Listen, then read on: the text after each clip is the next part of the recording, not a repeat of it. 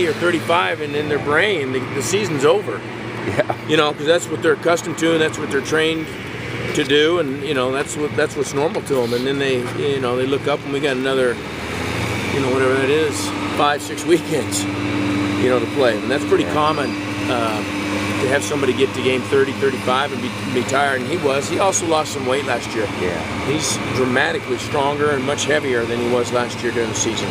How is he hitting? Lastly, how's he hitting this spring? He's doing a great job. Yeah, okay. He's doing a great job at the plate. Yeah, very good job. Very pleased. Okay, thank you, Coach. You got it. Okay. Austin said you all thought you could run going into the game, but did you think it was going to go as well as it did in the third? He had 6 stolen bases in that one inning. Well, John, I don't know that you can ever predict that you're going to have that type of an inning. But we got on a little bit of a roll there, and we had the double steal, and then actually a couple different ones actually. But no, I certainly wouldn't have predicted that. But we thought that we might be able to use that part of the game, and we hadn't used it a whole lot in the first 2 weekends, and we wanted to get our kids running a little bit, and so that was a good opportunity to do it. How important has Austin been so far at the top of the lineup with the energy? Oh, pretty good. I could have let you answer that question, couldn't I? Yeah. No, he's done a great job for us. Really good. And then we caught a break, and he came out with a little bit of a strained hamstring muscle there, and we put Zach in. He got 3 hits in 1 game. So, no, we've been really fortunate in that spot. Austin has done a great job, and I just hope he keeps getting better and better and keeps building on what he's doing. It seemed like Sunday, even when he wasn't playing in the dugout, he was like leading the cheers. He was right there on the edge. Yeah, he's into it. Yeah, his brain works well. He's got energy. He pays attention at a high level. He figures things out. He's he's a little bit more advanced just in terms of astuteness, awareness than your regular freshman. What did you see from AJ today on the mound? No, same stuff you saw. Pretty good command. He's really efficient. Held his body together pretty good. Obviously, the pitchers are going to get better, but they will. That's his first outing. Secondary stuff is going to get better. I'm positive of that. I've seen it better in the pen than it was today, but I thought he did a great job of keeping his poise. Got out of a jam or two.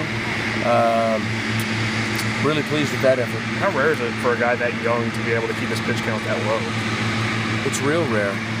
Yeah, it's very rare.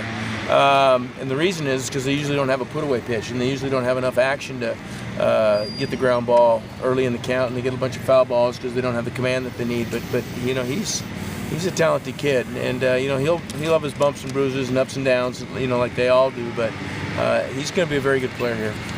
You kind of feel, Coach, playing some in-state, like Morehead or Western. Look at these guys get up, no matter what their record is. You think your guys kind of maybe learned from it a little bit today? Well, they might have. They're certainly well aware of that going into the game. I shared that with them. Certainly our returners are aware of that dynamic. Anytime you play an in-state kid or an in-state team here, it's a big game. It's a big game for us.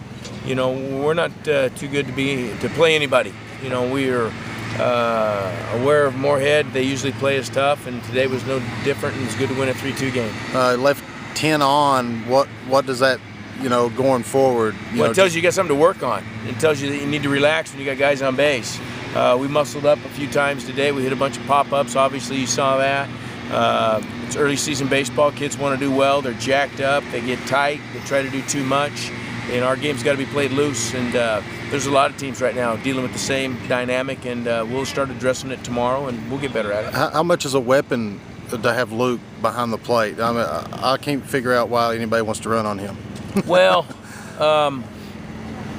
he's really gotten better, and that throw today was impressive. And we're fortunate. We've got 2 guys. Luke throws extremely well, so does Michael. And, we're really fortunate. You got a situation where Michael he's got a little bit of an injury on his finger, and so we can go to Luke and get that type of performance. He'll be catching again tomorrow. To answer your question, what type of a weapon is it? It's just very comforting to know that you got Luke Maley behind the plate. He did a great job for us. Thanks, Coach.